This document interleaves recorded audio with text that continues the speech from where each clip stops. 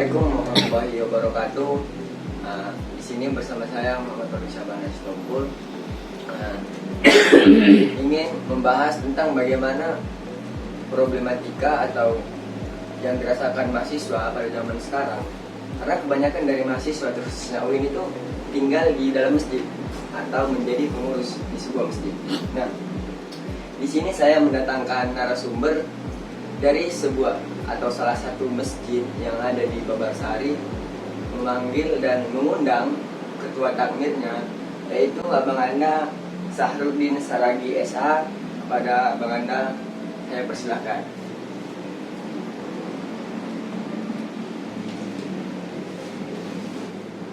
Bagaimana kabar Bang Anda? Alhamdulillah sehat. Bagaimana jadi di jalan macet atau gimana? Ya kebetulan Jogja lagi macet ya, lagi panas juga. Alhamdulillah dengan izin Allah saya akhirnya balik ke masalah ini. Sebelumnya ini minta maaf Mas. Ya. Jadi kan saya mengundang Mas ke tempat saya ataupun di sini ingin menanyakan bagaimana tanggapan Mas atau adakah problematika bagi mahasiswa yang semasa dia kuliah atau semasa dia menuntut ilmu di Jogja, dia menjadi takmir masjid. Nah, Mas sendiri kan sudah pengalaman mulai dari masuk UIN sampai lulus sampai sekarang sudah wisuda. Bagaimana perasaan Mas dan tanggapan Mas selama di dalam masjid? Apakah ada yang mengganggu kendala kepada kuliah tersebut? Oke, baik. Nah, untuk menjawab pertanyaan Mas Khalid ya, apakah ada kendala ketika kita menetap di masjid seperti itu? Kalau dibilang kendala pasti adanya aja, tapi lebih banyak yang kita rasakan itu selalu kelancaran ya. Kalau kita bicara kendalanya itu mungkin kayak faktor kita memiliki tanggung jawab lebih banyak. Contoh kita harus menanggung jawab di masjid juga dan kuliah juga. Ya, tapi sebagian masjid itu tidak mematokkan dan juga paham mereka, maksudnya enggak sepenuhnya harus di masjid 50 enggak. Jadi kalau ketika mahasiswa itu sedang ada kuliah, mereka tidak mewajibkan untuk hadir di masjid. Contoh itu mungkin ya seluruh masjid Jogja lah. Setahu saya itu masjid wajib itu cuman maghrib, isya, subuh. Kayak zuhur, asar ya. Zuhur, asar kayaknya karena mungkin mahasiswa kan lagi ada kuliah, lagi ada jam pelajaran mungkin nggak masalah. Jadi selama Mas kuliah dari tahun pertama itu sudah masuk masjid? Iya. Dari saya awal Jogja itu 2017. Alhamdulillah selalu di masjid. Kebetulan saya juga kemarin ada abang itu ya. Jadi otomatis langsung di masjid, nggak pernah ngekos gitulah, belum ngerasain ngekos seperti Mas Khalid gitu. Ya. Jadi kalau memang di masjid itu benar-benar dampaknya itu sangat luar biasa. Kenapa sedang luar biasa? Kalau kita hidup di Jogja, hidup di masjid, insya Allah kuliah aman, ibadah terjaga, dan disiplin lah seperti itu.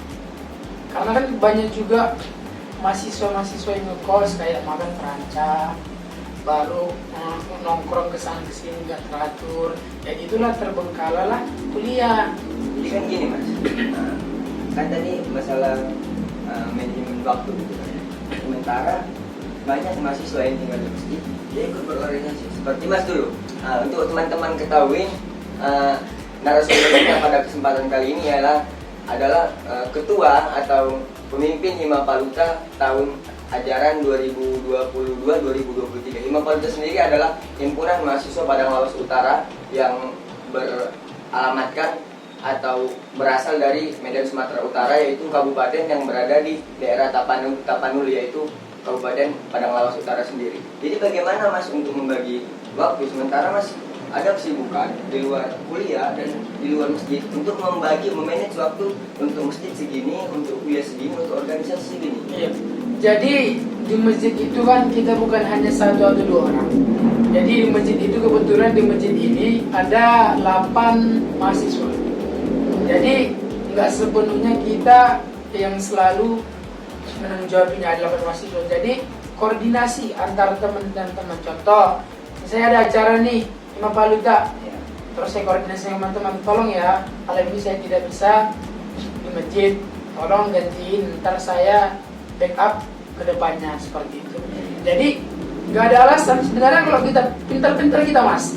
Kalau kita mahasiswa itu selain harus pintar dalam kelas, juga harus pintar berbagi waktu seperti itu. Jadi nggak ada alasan, waduh ini nggak bisa padat, enggak. Bisa aja kita baginya. Seperti itu Mas. Nah, jadi ya pasti kan Mas di Jogja, apalagi di Jogja sendiri mahasiswanya berasal dari banyak pulau di Indonesia gitu. Di Mas sendiri mulai dari Mas selama di Jogja dan tinggal di sini berapa masjid? Apa cuma satu masjid seperti itu? Saya udah 2 masjid. Yang pertama saya itu masjid di Angkatan Udara Adi Sucipto di Blok P di Al-Qodar. Itu pertama tahun 2017 sampai 2019.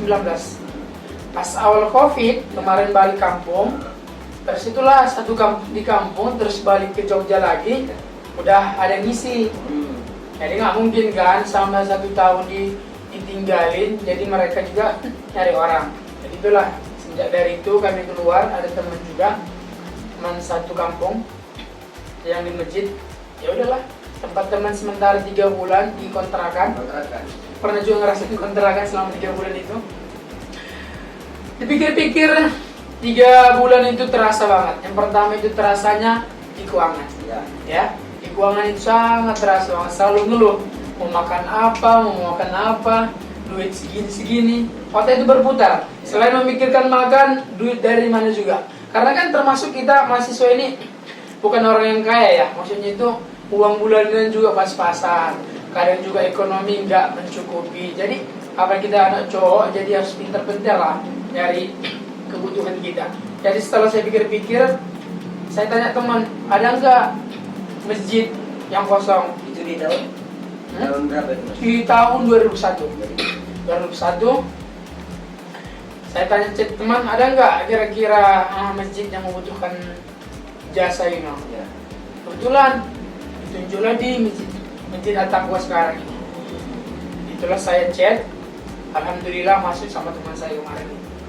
Jadi ketika memang benar masuk masjid itu fasilitas lengkap, makan ditanggung, dapat fee juga, dapat uang bulanannya, dapat wifi-nya, inventaris juga disediakan oleh masjid. Jadi menurut saya tinggal di masjid itu enak dan tidak rugi. Kalau kata ada orang yang bilang kalau tinggal di masjid itu terikat, nggak bisa kemana-mana, siapa bilang? Ya. Coba aja dulu, pasti bisa. Kok aja nongkrong bisa nongkrong kok. Gak ada alasan nggak bisa nongkrong, tapi tetap ada harus tanggung jawab kita seperti itu. Jadi kan Mas selama udah 2 masjid ya, dari Iya, 2 masjid. di penerbangan sama yang di Sekarang Babar di Sari. Babar Sari. Nah, ada nggak selama Mas tinggal di masjid merasakan kendala-kendala terhadap warga atau kepada Bapak RT atau kepada teman sesama di masjid seperti itu? Bagaimana Mas mengontrol dan mengatasi masalah tersebut? Ya, saya berpegang di mana kita berpijak. Maksudnya gimana? Iya, seperti itu. Jadi kalau orang Jawa itu kan termasuk orang yang ramah-ramah ya. Ya. Dan orang Sumatera itu termasuk dikategorikan kasar, tetapi cuman kalau dipikir-pikir memang kayak gitulah ya kulturnya. Jadi awal-awal memang kita itu sangat sulit menyesuaikan. Karena kan kalau mau pamit Inggris seperti itu kan. Jadi ya kalau awal-awal aduh kok lucu ya gitu. Iya. Padahal itu kan suatu bagus loh kok dipandang, enak dilihat gitu. Tapi kalau kita orang Sumatera mungkin lucu, ketawa dan gitu. Tapi itulah lama kelamaan kita beradaptasi dengan kultur di sini juga, jadi bisa lah. Tapi kalau pernah sama warga itu sejauh ini alhamdulillah. Tapi kalau untuk teman sesama di Kalau sama teman itu pasti adanya Mas ya, kayak contoh ini piket gini pastilah. Cuman jadwal ya Mas? ya bentrok jadwal gini nggak mau gini itu biasa lah kalau dalam perbejitan. Cuman terlepas dari itu semua itu demi kebaikan semua kok Mas. Ibaratnya itu bisa diatasi lah seperti itu. Jadi kan inti dari pembahasan kita gini Mas, berikan kepada teman-teman yang ada di rumah, teman-teman yang sedang berkuliah pada saat ini, berikan kepada mereka penjelasan bahwa mahasiswa yang tinggal di masjid itu, mahasiswa yang menginap di masjid dan tidak ngekos itu tidak mengganggu proses perkuliahannya, tidak mengganggu proses organisasinya. Tapi tergantung kepada kita sendiri yang memanage waktu bagaimana. Jadi bagaimana Mas? Sampaikan kepada teman-teman yang ada di rumah, sampai Mas sekarang sudah wisuda, dari awal itu sudah di masjid gitu loh. Nah, sampaikan kepada mereka. Baik, untuk teman-teman ya yang menganggap bahwasanya kalau di masjid itu akan terhalang, nanti nanti kuliahnya nggak cepat selesai, nanti kuliahnya pasti macet lah, inilah. Nggak, salah. Justru saya katakan kalau Anda di masjid itu akan lebih cepat kuliahnya. Karena kenapa? Teratur, ada jadwalnya gitu loh. Jadi kita kalau di kos pasti seenak kita. Jadi tidak ada yang mengontrol. Tapi kalau di masjid ada yang mengontrol kita. Ada ketuanya, ada teman-teman, ada yang bangunin. Kalau di kos begadang, contoh ngerjain tugas lah, mulai habis isya sampai subuh, pasti tidur, lewat lah ya kan, gak ada yang bangunin. Tapi kalau di masjid pasti ada yang bangunin. Nah itu subuh, nanti ada teman-teman yang bangunin kuliah juga. Jadi kok bagi teman-teman yang menganggap kalau di masjid itu akan menghalang kita untuk kuliah, itu salah besar menurut saya. Justru kalau di masjid itu memudahkan kita. Jadi Allah pun itu akan memudahkan kita, Mas. Ya. Barang siapa yang mencari dari Allah, Iya. nanti kasih Allah jalan, Iya, gitu ya, Pak? ya seperti itu. Oke, mungkin dari sini teman-teman, bincang-bincang kita, cakap-cakap kita dengan Abang Anda Sardin Saragesa. Beliau juga alumni UIN Sunan Kalijaga dari Fakultas Syariah, yaitu prodi apa, Mas? Hukum keluarga Islam. Nah, mungkin segini yang dapat saya sampaikan, dan wawancara materi kita menyampaikan penjelasannya kepada kita semua. Kurang lebihnya saya mohon maaf. Saya pamit undur diri, dan Mas Sarudin juga pamit undur diri. Akhirul kalam, wassalamualaikum warahmatullahi wabarakatuh.